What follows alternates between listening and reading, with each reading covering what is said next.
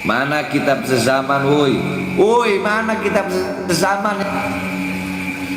Mohon maaf, anak nggak bisa. Beb, emang jadi Habib harus tes DNA dulu ya? Ya itu imat CS aja itu pada bego. Tes DNA, sedangkan para ulama-ulama mutaakhirin mengharamkan tes DNA. Bodoh aja mereka itu. Tes DNA. Dan kaum-kaum seperti mereka itu udah ada di zaman Rasul. Bukan dari sekarang aja. Di zaman Rasulullah dulu ada itu orang-orang seperti itu yang mengatakan Rasulullah amtar, Rasulullah terputus. Makanya itu asbabun nuzul turunlah surat Al-Kautsar. Terus ada lagi di zaman nanti kita cari Imam Ali bin Bakar As-Sakran. Hari ini terus Indonesia di zaman Gus Dur, ada perkataan Gus Dur tentang di zamannya Gus Dur. Akhirnya Gus Dur yang mengeluarkan pendapat, mengeluarkan fatwa tentang habaib. Jadi kaum seperti itu tuh alah nggak kepake sama mana. Yang menafikan, woi, ada nggak?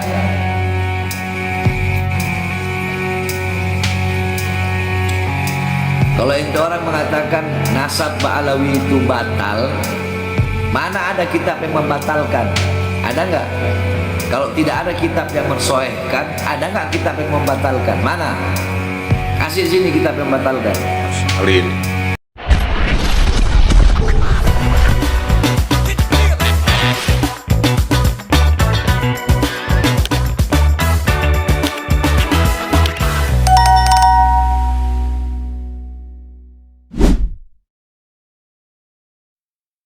Assalamualaikum warahmatullahi wabarakatuh, sahabat pelita. Kita ketemu kembali di channel ini. Semoga sahabat pelita masih dalam kondisi sehat walafiat dan tentunya masih berpikiran positif. Video barusan ya sangat menarik untuk kita kupas pernyataan dari Habib Bahar bin Smith, yang mana Habib Bahar ini selalu menggebu-gebu ya, entah itu ketika memberikan ceramah di hadapan para pengikutnya ataupun muhibbinnya, dan juga ketika menanggapi tesisnya Kiai Haji Matuddin Utsman Al-Bantani.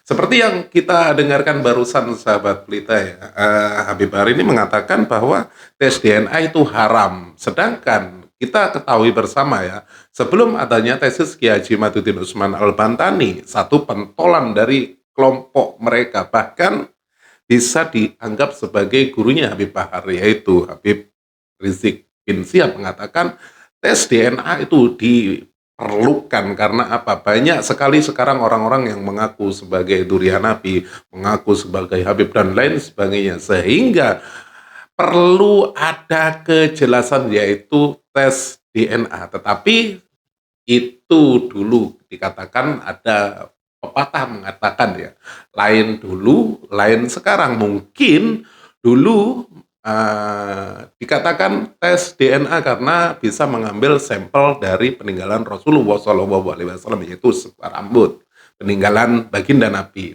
Ini sekarang yang ngaku-ngaku Habib, ngaku-ngaku keturunan Rasulullah luar biasa banyak. Tapi saya minta mereka verifikasi, buktikan nasabnya itu benar. Kalau mereka yakin nasab mereka benar, ya argumentasi dong.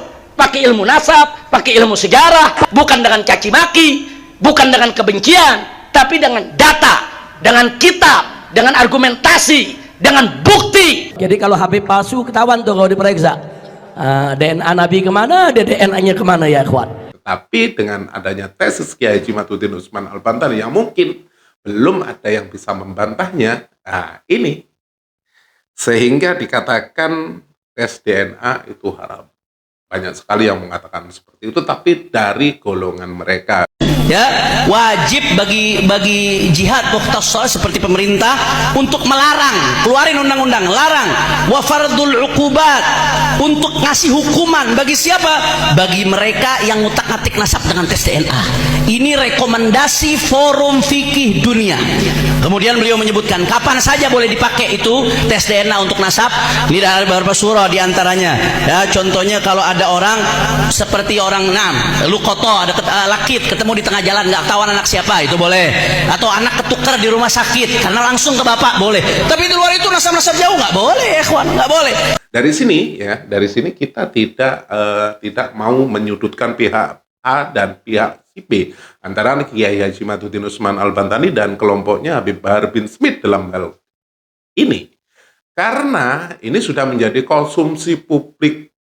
Sekali lagi perlu dicatat, sebagai konsumsi publik antara Kiai Haji Madhuddin Utsman Al-Bantani yang ingin membatalkan atau menolak jalur nasabnya dari Bani Ba'lawi. Dalam hal ini, sampai hari ini belum ada yang bisa membantah tesisnya Kiai Haji Madhuddin Utsman Al-Bantani. Belum ada antitesisnya. Bahkan hal-hal ini, seperti itu, malah diamini. Ada Kiai Haji Akil Sirot mengatakan bahwa Ba'lawi ini bukan duriah Nabi. Ada Kiai Marzuki Mustamar pun mengatakan seperti itu.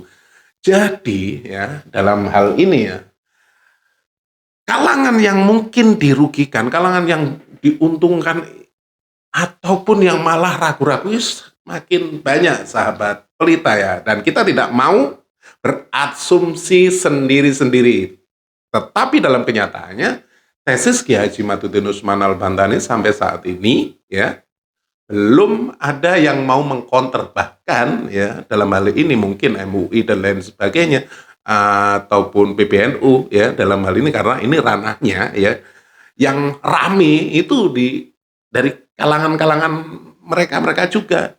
Kiai Madhuddin Utsman Al-Bantani dikatakan dulu sebagai ahli nasabnya NU. Nah, bahkan dari Habib Ba'lawi ini mengklaim mereka ini orang NU juga. Nah, dalam hal ini seharusnya ada jembatan ya antara Kiai dipertemukan antara Kiai Haji Madhuddin Utsman Al-Bantani dan kelompoknya Habib Ba'lawi ini dipertemukan. Itu endingnya itu bagaimana, penyelesaiannya itu bagaimana biar tidak berlarut-larut, sahabat pelita ya. Nah, dari hal ini ada pernyataan yang sangat menarik yang harus kita simak bareng-bareng ya. Barusan kita sudah mendengarkan penjelasan dari Habib Bahar tentang hal ini, dan biar kita imbang ya. Dan juga pernyataan katanya Gus Dur mengeluarkan fatwa. Kita tahu sendiri bersama ya, sahabat pelita, dulu ketika almarhum masih semasa hidupnya sering berseberangan ya dengan kalangan para Habib ini, tentunya yang masih eksis sampai sekarang mungkin tidak bisa dilupakan karena rekam jejak itu selalu akan ada. Pernyataan tegas dari Gus Dur mengatakan bahwa yang paling fenomenal itu ketika adu argumen antara Gus Dur dan Habib Rizik. Kita simak videonya, ini dia, silahkan. Orang-orang itu kan tolol. Ya sudah, mau diapain? Kita seorang tolol itu kan ya bicaranya nggak bisa seperti anak-anak. Makanya saya bolak-balik bilang kepada pemerintah, tangkap itu Habib Rizik, selesai. Bolak-balik ya dia lagi ya. Nah, dalam hal ini Habib Rizik juga mengatakan bahwa Gus Dur buta mata, buta hati. Ya, Habib, kita konfirmasi sekali lagi Habib. Tadi Gus Dur berkeyakinan bahwa itu telah dilakukan oleh FPI begitu, karena ada sejumlah atribut. Ya, Gus Dur kan tidak melihat. Dari mana dia bisa berkeyakinan? Kok orang nggak melihat berkeyakinan? Gus Dur itu buta mata juga buta hati. Iya, tapi kalau kita dari gambar ini banyak yang menggunakan baju dari FPI. Iya, Gus Dur ngelihat dari mana? Ya. Gus Dur itu buta matanya, buta hatinya. Ya, Habib. Jadi dalam hal ini ya, yang mengatakan bahwa Gus Dur dikatakan mengeluarkan fatwa tentang kelompoknya Habib Rizik seperti yang diklaim oleh Habib Bahar, itu terbantahkan dari video 2 tadi ya. Sahabat berita yang dirahmati Allah, biar kita tidak gagal paham menanggapi sebuah video, alangkah baiknya mari kita simak penjelasan dari Kiai Haji Maduddin Usman Al-Bantani, yang mana Kiai Haji Maduddin Usman Al-Bantani ini akan mengajak ya ataupun menentukan tempat diskusi nasabnya. Kalau perlu, katanya dikatakan dalam narasi video, Kiai Haji Maduddin Usman Al-Bantani berani melawan semua, dengan harapan hal ini cepat selesai. Pokok permasalahan ini clear. Jadi kita tidak ragu lagi.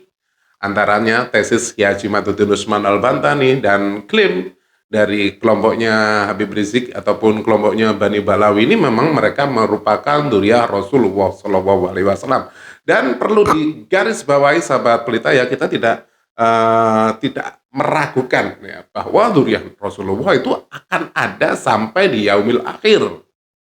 Yang mungkin juga karena pernyataan dzurriyyah Rasulullah akan ada sampai yaumil akhir, tesis Kiai Haji Maduddin Usman Al-Bantani tidak boleh dipandang enteng. Mungkin dengan alasan tesis Kiai Haji Maduddin Usman Al-Bantani ini, sahabat pelita ya, ingin meluruskan jalur nasab suci tersebut. Karena apa? Banyak orang-orang yang mengklaim mengaku dzurriyyah Rasulullah ya, seperti yang kita ketahui bersama sahabat pelita ya. Apabila orang mengaku sebagai dzurriyyah Rasul, pasti akan mendapatkan fasilitas, kehormatan dan sebagainya, karena kita tunduk, patuh, hormat kepada keluarga Rasulullah SAW, yang mana beliau adalah satu-satunya nabi yang kelak akan kita mintai syafaat di yaumil akhir. Jadi kita tidak menafikan nasab suci Rasulullah ada sampai sekarang, tetapi dalam hal ini ya, mungkin tesis Kiai Haji Maduddin Usman Al-Bantani menyangkal argumen-argumen dari kelompoknya Bani Balawi ini harus segera diselesaikan biar tidak berlarut-larut. Nah, kuncinya ada di orang-orang yang mungkin mempunyai otoritas tersebut, yaitu PBNU tentunya, menyandingkan Kiai Haji Maduddin Usman Al-Bantani dan kelompoknya orang-orang yang mengaku sebagai dzurriyyah Rasul. Sahabat pelita, terlalu lama ya. Langsung saja kita, narasinya terlalu lama ini. Mungkin biar tidak bosan, langsung saja kita simak bareng-bareng ya. Apa yang akan disampaikan Kiai Haji Maduddin Usman Al-Bantani menanggapi pernyataan dari Habib Bahar bin Smai. Ini dia videonya. Tetapi sebelum lanjut ya, buat Anda yang belum subscribe channel ini, jangan lupa dukung channel ini dengan cara di like, di share, dan tombol loncengnya juga diaktifkan, biar Anda tidak ketinggalan kabar info terbaru dari channel ini. Jangan lupa juga nanti video ini kita bedah bareng-bareng ya, kita diskusikan bareng-bareng ya. Ini dia, kita simak dan kita kaji bareng-bareng. Silahkan. Kalau ada yang lain, jangan lagi bikin framing-framing. Ini nggak mau, ini nggak mau diskusi. Ini ya. Universitas mana yang mau menjadi tuan rumah untuk diskusi nasab saya dengan Rabita Alawiyah? Tepuk tangan.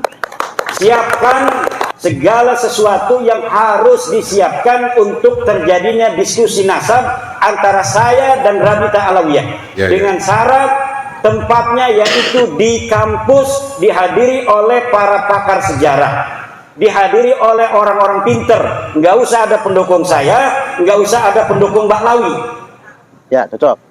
Hanya orang-orang pinter, doktor, profesor.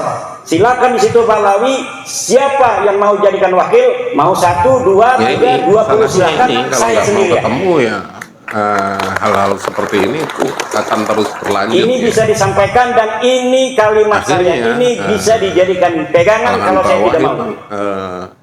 Ini jangan framing lagi. Ayo menduga-duga. Kita ajakan diskusi Kimat tidak pernah datang bagaimana? Ente yang gak mau datang. Cuma ente bikin framing, aneh gak mau datang. Begitu yang benar. Itu di Banten, yang di Banten ya aneh itu dapat screenshot dari panitia. Nih, dari Rabita Alawiyah sudah mengatakan, aneh gak mau datang dan aneh gak mau utus wakil. Itu diberikan kepada saya. Ya udah, kalau nggak mau datang, nggak ngutus wakil, saya nggak mau datang.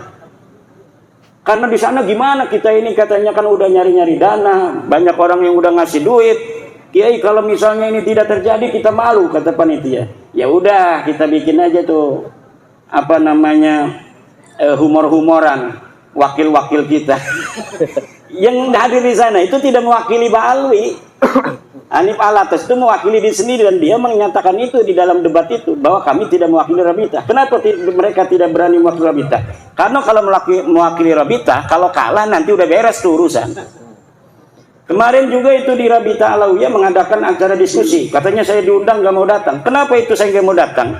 Tanggal 7 September. Karena sebenarnya mereka diundang dulu oleh kita, bukan oleh kita, oleh Universitas Wali Songo. Tanggal 10 September. 1 lawan 20. Saya diundang oleh Universitas Wali Songo tanggal 10 September. Dari perwakilan Rabita Alawiyah diundang.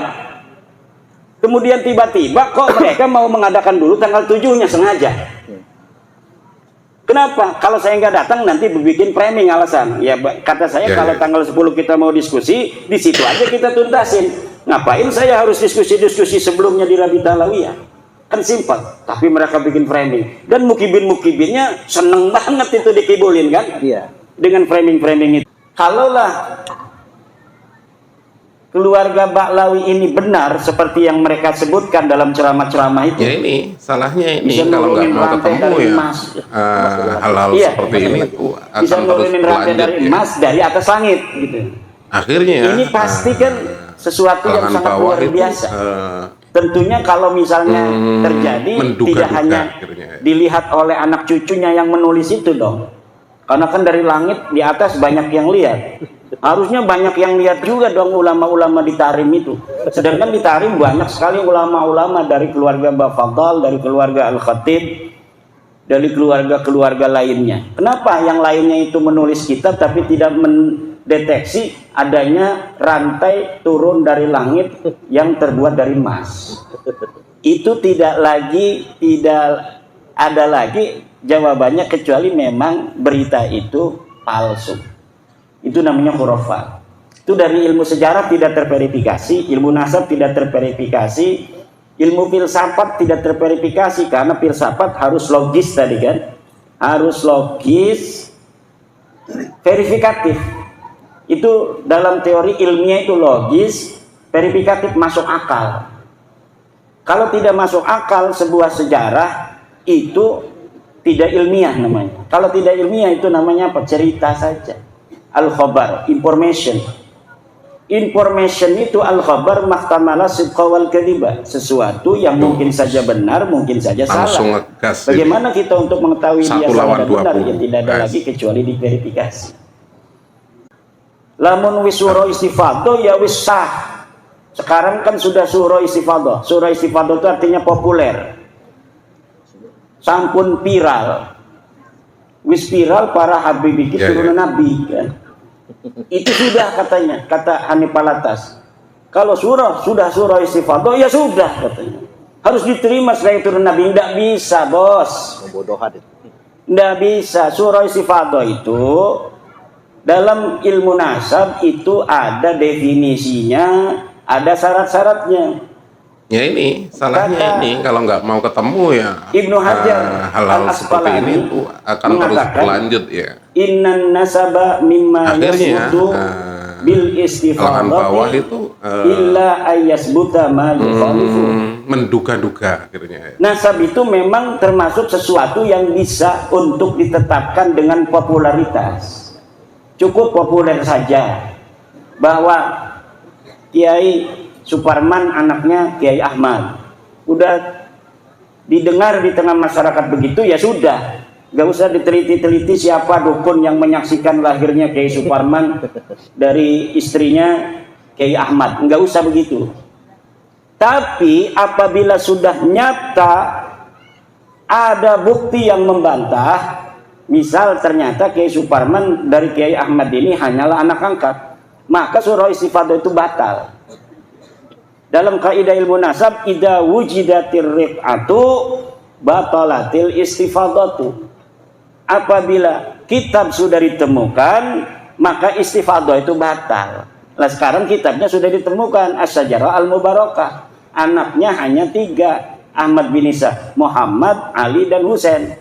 Teu aya putra anu ngaranna Ubed. teu aya putra anu ngaranna Ubaidillah, teu aya putra anu ngaranna Abdullah. Nah kalau sudah begini berarti surah isi fadl itu Langsung batal. ngegas ini ya. 1 lawan 20. Katanya kan sudah ada di dalam kitab nasab abad 10, yaitu kitab nasab yang pertama kali mencatat Ba'lawi sebagai turunan Nabi itu adanya di abad 10, Pak. Jadi orang yang diakunya ada di abad keempat, Ahmad bin Isa 345 Hijriah. Ya. Baru ditulis 651 tahun kemudian. Jadi orangnya itu ada di abad keempat, baru dicatat punya anak namanya Ubaid ini tahun 996 Hijriah. 651 tahun dalam sebuah kitab yang namanya Tuhfatul Talib. Ya ini salahnya ini kalau nggak mau sebuah ketemu kitab, ya walaupun hal-hal kitab seperti ini nasab akan terus berlanjut kalau ya. kitab nasab ini adalah termasuk Akhirnya, kitab nasab hadisah, ini kalangan tidak bawah bisa itu, mengisbat orang-orang yang qadimah.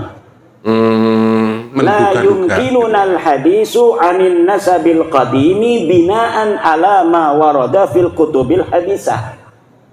Kata ahli nasab itu dalam kitab Usulu Ilmil Ansab, bahwa la yumkinunal hadis, kita tidak mungkin berbicara anin nasabil qadim, tentang nasab yang sudah jauh di abad keempat, binaan berdasarkan alama warada fil kutubil hadisah, dengan berdasarkan kitab-kitab yang ada di tahun-tahun yang baru seperti 900 Hijriah, abad 9 Hijriah. Tidak bisa.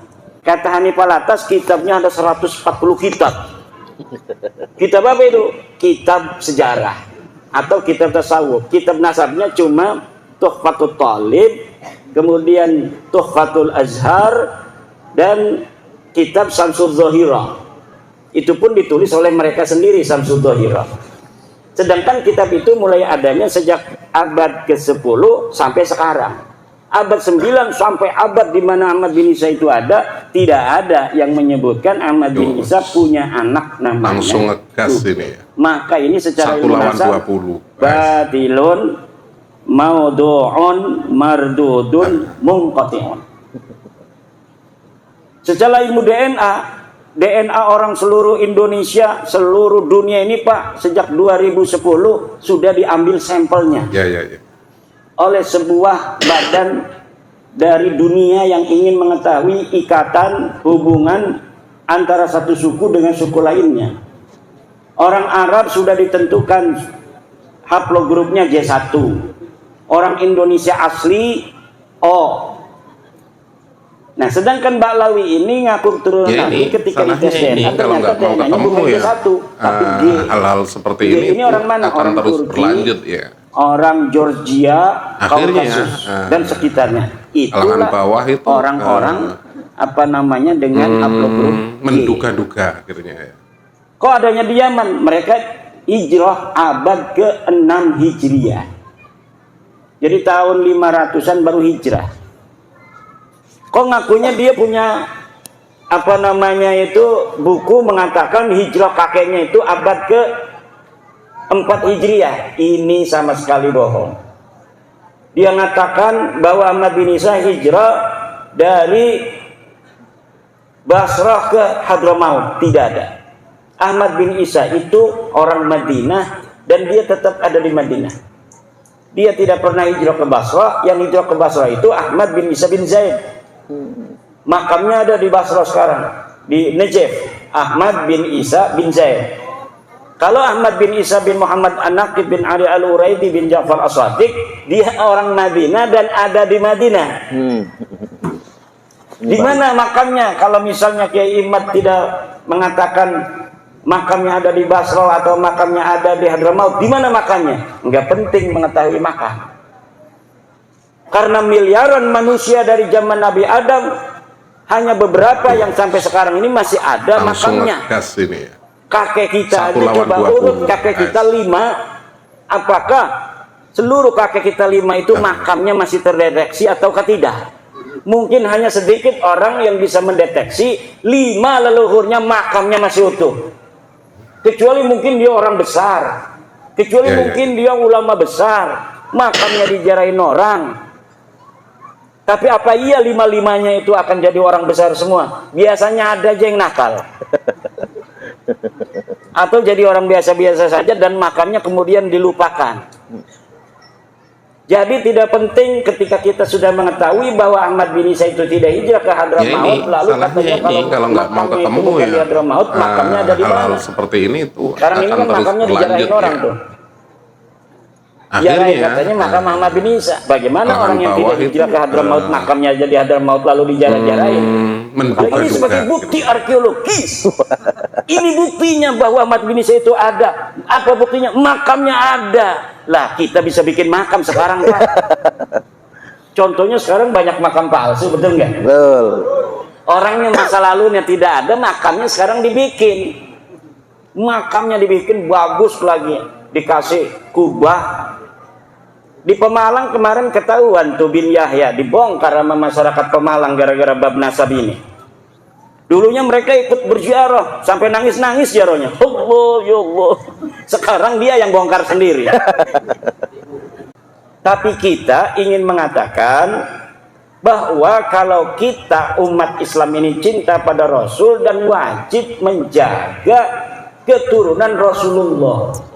Nasab-nasabnya yang orang mengaku turun Rasulullah itu harus asli. Kenapa? Ada kaitan antara pengakuan orang yang mengaku keturunan Nabi dengan masalah-masalah teologi. Kan kita ahli sunnah wal jamaah. Dalam ahli sunnah wal jamaah kita wajib mencintai ahlu bait. Ahlu bait itu tadi. La as'alukum alaihi ajra illal mawaddata fil qurbah. Siapa itu? Kata Ibnu Abbas, Rasulullah pernah mengatakan yang dimaksud al-qurbah itu pertama adalah Aliun wa Fatimatu wa waladahuma. Ali, Fatimah dan 2 anaknya. Selain ahli bait yang 5 ini termasuk baginda Nabi, keturunannya pun dalam tradisi, bukan dalam ajaran. Dalam tradisi ahli sunnah wal jamaah ini mendapatkan tempat.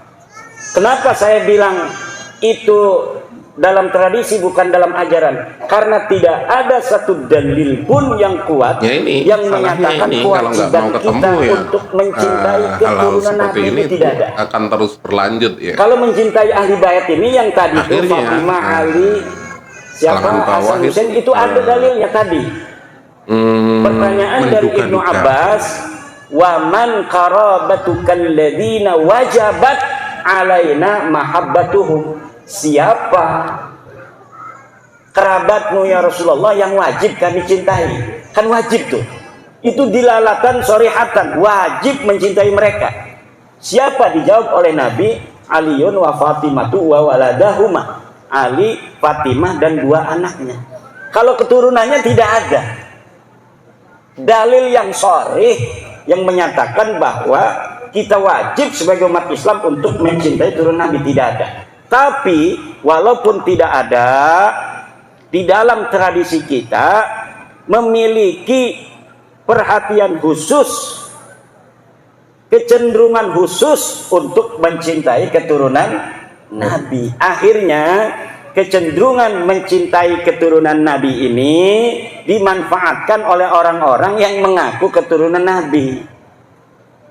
Maka bapak-bapak, ibu-ibu, sampai sekarang ini seluruh dalil-dalil saya yang saya sampaikan tentang keterputusan nasab mereka itu belum bisa dijawab, baik di dalam bahasa Arab maupun dalam bahasa Indonesia.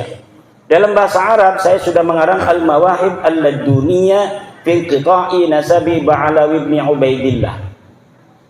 Kemudian saya juga mengarang kitab I'anatul Akhyar fi Jawab Syekh Abdullah Mukhtar. Ini ada seorang kiai, Syekh Abdullah Mukhtar, yang menjawab tesis saya dengan bahasa Arab. Kemudian saya tulis jawaban-jawabannya dalam kitab I'anatul Akhyar fi Jawab Syekh Abdullah Mukhtar. Kemudian saya juga mengarang kitab Al-Ma'arif Ar-Rabbaniyah. Ini salahnya ini kalau nggak mau ketemu ya. Ini adalah jawaban untuk Kiai Qurtubi akan dari terus Lebak. berlanjut ya. Dia bikin kitab akhirnya namanya kitab kalangan bawah Ihyaul Mauta. menghidupkan orang-orang mati, itu pakai muqaddam lagi. Kemudian di dalamnya ada dalil-dalil dia. Saya jawab semua dalilnya dalam kitab Al-Ma'arif Ar-Rabbaniyah fi Hifdhin Nutfah An-Nabawiyah. Dan semua kitab saya itu, para kiai, ada di internet yang bisa di-download, kemudian bisa di-print out gratis. Siapa saja yang masih memiliki keraguan terhadap apakah Bahlawi ini cucu Nabi atau bukan, itu bisa melihat dalil-dalil saya. Dan apabila ada yang mau membantah, dipersilahkan untuk membuat kajian yang sama dan kemudian dituangkan di dalam sebuah kitab atau sebuah buku. Baik yang berbahasa Indonesia, yang berbahasa Arab, itu kebanyakan saya langsung menanggapinya dengan tulisan. Yang membuat tulisan saya balas dengan tulisan. Ada dari Tarim, seorang Habib dari Tarim sudah mengirim sejak awal. Dia bikin kitab, kemudian saya jawab kitabnya. Ada dari Saudi Arabia, bikin kitab bantahan, sudah saya bantah. Kemudian dia tidak bantah lagi. Ada lagi dari Malaysia, nanti kurofat. bikin kitab, kemudian saya bantah, tidak bantah lagi dia. Namanya Al-Mahdali. Yang berbahasa Indonesia, Rumel Abbas. Kalau dia ini agak logis. Karena apa? Karena dia berusaha untuk mencari kitab-kitab abad ke-5, ke-6. Dia katanya mendapatkan, setelah saya teliti, ini kitab tulisannya aja abad ke-6, tetapi ternyata ditulisnya tahun 1960 Masehi. Baru 50 tahun. Jadi kitabnya saya sebut kitab palsu. Dari mana saya tahu palsunya itu? Ya, ada metodologinya kita untuk mengetahui sebuah manuskrip itu asli atau tidak, kemudian apakah manuskrip itu betul-betul sesuai dengan yang diatribusikan namanya. Diatribusikan katanya ini adalah Abul Qasim An-Nafat, diatribusikan Sa'aduddin Ad-Difari, diatribusikan Abil Hasan Al-Allal. Ternyata semuanya palsu. Dan saya sudah membuat, coba cari di internet manuskrip palsu Bahlawi versi Rumel Abbas. Itu bisa di-download, bisa di-print out, bisa dipikirkan oleh bapak-bapak sendiri. Benar nggak itu Rumel yang mengatakan dia menemukan manuskrip, kemudian saya katakan palsu, dan saya sebutkan bagaimana dalil-dalil sehingga saya bisa mengatakan manuskripnya palsu. Kitabnya baru dibikin 1960-an. Itu ada, tinggal di-download. Di-download itu Pak diambil, kemudian bisa di itu di print out oleh anaknya. Minta anak tuh katanya, saya pengen lihat itu. Bener enggak Rumel Abbas itu manuskripnya palsu? Coba downloadin. Nanti Bapak akan melihat bagaimana bentuk manuskripnya, bagaimana jawaban saya. Dari situ bisa menilai mana yang benar, mana yang salah. Kemarin Hanif Alatas bikin buku berjumlah 500 halaman. Di dalamnya apakah itu sudah menjawab? Tidak. Kenapa? Karena ternyata di dalamnya buku Hanif Alatas sama dengan apa yang disampaikan oleh Rumel Abbas. Jadi manuskrip palsu yang didapatkan Rumel Abbas itulah yang ditaruh di dalam kitab-kitab itu. Mengenai tentang data-data yang ada di abad ke-4, ke-5, ke-6, pokoknya sebelum abad 9, ketika mereka mengatakan menemukan, ternyata bohong. Kita bisa uji kalau ketemu di satu ruangan, dalam satu meja, di situ ada profesor-profesor sejarah, dokter-dokter sejarah, kemudian kita berdiskusi, maka akan ada juri-juri itu yang akan melihat mana yang benar. Apakah klaim daripada Rumel Abbas, apakah klaim dari saya. Dan saya dapat membuktikan kepalsuan dari manuskrip Rumel Abbas itu. Nah, kemudian 500 halaman itu, dalamnya itu cuma hal-hal yang pernah didiskusikan bersama. Tulisan-tulisan tentang saya tidak mengakui ulama-ulama besar. Ulama-ulama Ibnu Hajar sudah mengatakan bahwa silsilahnya Bahlawi ini nyambung ke Nabi gitu, di abad ke-10 Hijriah. Nah, Ibnu Hajar itu ketika menyebutkan silsilah Ba'lawi itu dalam kitab tasawuf, kitab sanad tasawuf. Kitab sanad-sanadnya itu banyak, ada sanad hadis, sanad fikih, sanad tasawuf. Pas bab sanad tasawuf, dia menyebutkan silsilah Ba'lawi dari gurunya yang Al-Idrus. Dari dia mendapatkan dari gurunya bahwa silsilahnya begini, sampai ke ayah saya, sampai ke kakek saya, ke buyut saya, disebutkan oleh gurunya. Menyebutkan silsilah seperti silsilah di abad 9 itu, yang nyontoh dari abad 9 dari Ali As-Sakran itu. Di dalam ilmu nasab di dalam ilmu nasab, ini bukan punya saya ya, coba nyari yang baru. Di dalam ilmu nasab ada sebuah kaidah bahwa la yu'khadu hadzal ilmu ayin nasabu illa an maraji'ihi wa masadirihi. Tidak bisa diambil ilmu ini, yaitu ilmu nasab, kecuali dari sumbernya, yaitu kitab nasab. Sedangkan Ibnu Hajar itu ketika menyampaikan silsilah Ba'lawi itu bukan kitab nasab, tapi kitab tasawuf. Itu secara ringkasnya aja. Nanti kita itu kembangkan di dalam jawaban-jawaban pertanyaan. Terima kasih. Ini kode itu serak. Terima kasih. Dengan sendirinya dikode Yai Imad serak ya, agar kita langsung masuk sesi kedua. Monggo diminum dulu. Iya. Dugannya dicobain dulu. Halo. Buat santri walaupun ngantuk, tahanin ya. Enggak, hebat. Ini santri Rahmatul Ummah dan juga ada santri Fatihul Buldan ya. Lihat dari seragamnya itu santri Fatihul Buldan sama Rahmatul Ummah. Mudah-mudahan santri kita nanti ada yang pinternya kayak Yai Imad juga. Amin. Yang penting istiqomah belajarnya. Baik, sekarang kita masuk sesi kedua. Dari paparan singkat tadi, kalau kata Kiai Nur Ihya itu ceto welo-welo ya. Kalau bahasa kampung saya cetenia. Ceto welo-welo, cetenia. Benar-benar nyata Habib Ba'alwi bukan keturunan Nabi. Bahkan tadi ngutip kitab Tuhfatul Thalib yang menyebutkan terakhir itu terbaru tahun 96 Hijriah.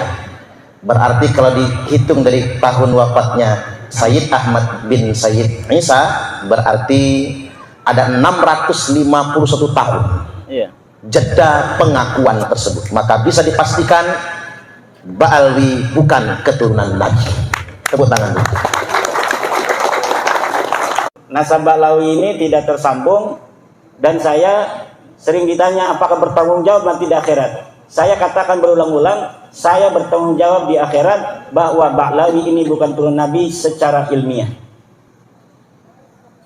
Kalau misalnya kita mengikuti sesuatu yang tanpa ilmu, itu yang harus bertanggung jawab itu nanti di hadapan Allah. Wala taqfu ma laysa laka bi ilmun.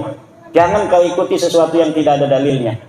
Nah, ini dalilnya banyak sekali. Itu kitab saya itu sampai berapa itu yang menerangkan tentang Ba'lawi putus. Ada kiai yang gak mau baca kitab saya katanya. Kalau baca berarti udah tahu. Nanti kalau udah tahu katanya kita harus mengakui bahwa Ba'lawi bukan cucu Nabi gitu. Ada yang begitu. Makanya dia nggak mau baca katanya kitab saya itu. Kalau yang tidak bisa baca kitab bahasa Arab, baca bahasa Indonesianya. Banyak bahasa Indonesianya. Saya mengarang pertama menangkal kesahihan nasab Habib di Indonesia. Kemudian terputusnya nasab Habib di Indonesia kepada Nabi besar Muhammad SAW. Kemudian saya juga menulis tentang buku membongkar skandal ilmiah nasab dan sejarah Ba'lawi. Saya juga menulis buku kronik perjalanan ilmiah Imaduddin Utsman. Terakhir nanti saya akan mencetak buku jawaban terhadap buku 500 halaman Hanif Alatas. Ini mungkin dalam beberapa waktu lagi akan segera terbit. Subhanallah. Itu sudah hampir 700 halaman. Subhanallah. Cuma kemudian terganggu oleh Kiai Suparman ini yang undang-undang begini nih sama Kiai Ageng. Saya udah 2 bulan tidak kemana-mana. Saya gunakan untuk menulis itu. Sudah ya, Sobat Pelita yang dirahmati Allah ya, penjelasan dari Kiai Haji Maduddin Usman Al-Bantani tentang kitab sejarah Al-Mubarokah ya. Dijelaskan runtutannya itu mungkin sahabat santri sudah mendengarkan sendiri, dan dengan harapan sahabat santri itu paham tentang apa yang disampaikan oleh Kiai Haji Maduddin Usman Al-Bantani. Dalam hal ini, mari kita diskusikan pernyataan dari Kiai Haji Maduddin Usman Al-Bantani, ada Bibar dan lain sebagainya yang sudah kita saksikan ya di video kali ini. Menurut sahabat santri itu bagaimana? Apakah bermanfaat atau tidak? Tapi walaupun tidak bermanfaat dan bermanfaat, saya tunggu Anda di kolom komentar, dan tentunya harus menggunakan akal pikiran yang waras. Kita kesampingkan dulu ego kita ya, karena ketika kita berdiskusi hanya mengandalkan ego kita, mengenyampingkan ego orang lain, yang terjadi hanyalah kerancuan. Karena dalam hal ini kita hanya ingin ya sebagai kalangan nahdien, kalangan bawah, kita tidak mau hal ini berlarut-larut ya, terus menerus tidak ada ujungnya. Yang satu ya merasa bahwa apa yang disampaikan itu benar, dan yang satunya klaim yang satunya itu benar, sehingga umat seperti kita ini mau menentukan arahnya itu apa. Bani Balawi yang ada di Indonesia itu sudah apa ya, mungkin dipercayai orang sebagai dzurriyyah Rasulullah SAW itu mendarah daging ya. Dan tesis Kiai Haji Maduddin Usman Al-Bantani dalam hal ini ingin membatalkannya. Bisa dibilang masih dalam hitungan hari, tahun, dan bulan. Tetapi pernyataan Kiai Haji Maduddin Usman Al-Bantani tidak ada satu orang pun yang berani membantahnya. Nah, dalam hal ini mari kita diskusikan, tetapi seperti kata di awal ya, harus menggunakan akal pikiran yang waras. Biar apa? Biar kita tidak konslet. Dan terima kasih buat Anda yang sudah klik video ini. Semoga video ini bisa ambil ya sisi baiknya ya. Kita ambil sebagai ikhtibar pelajaran. Dalam hal ini untuk kita sendiri-sendiri, dan tentunya apabila video ini bermanfaat, jangan lupa di like, di share, dan mungkin teman-teman Anda, keluarga-keluarga Anda ingin mengetahui hal seperti ini, bisa langsung dijadikan referensi ya. Terima kasih, dan saya akhiri. Terima kasih. Wabillahi taufiq wal hidayah. Wassalamualaikum warahmatullahi wabarakatuh. Maafkan apabila ada tutur kata saya yang kurang berkenan di hati Anda karena saya mereaksi video ini. Tentunya dengan harapan kita bisa berdiskusi menggunakan nalar pikiran yang waras. Terima kasih, dan saya akhiri. Wabillahi taufiq wal hidayah. Wassalamualaikum warahmatullahi wabarakatuh. Sampai jumpa.